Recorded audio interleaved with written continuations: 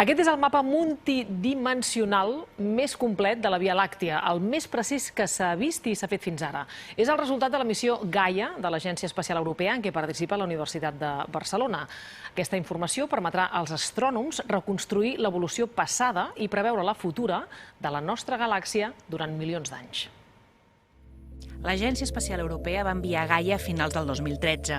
És un satèl·lit no tripulat situat a 1,5 milions de quilòmetres del nostre planeta, entorn del qual dona voltes i més voltes. Des d'aquí és des d'on fa fotos escanejant tot l'espai.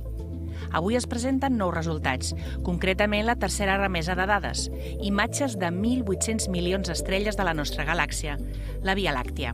Només és un 1% de la nostra galàxia, però és el catàleg a nivell mundial més extens que hi ha hagut mai. És el catàleg a nivell mundial més complet en quant a diversitat de dades. Gaia, a més, ha estat capaç d'indicar la posició i brillantor de totes, i també el moviment, el color, la temperatura i fins i tot la velocitat de moltíssimes d'aquestes estrelles. Un catàleg que permetrà abordar una sèrie de problemes relacionats amb l'origen, l'estructura i l'evolució històrica de la nostra galàxia. Per primera vegada també tenim la seva informació física, com són de grans, com és la seva temperatura, com són de velles, la seva composició química.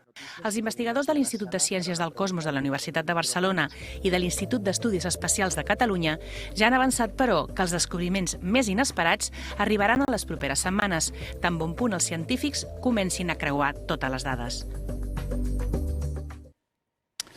L'alta comissionada de les Nacions Unides per als Drets Humans no vol optar a renovar el mandat de 4 anys un cop exhaureixi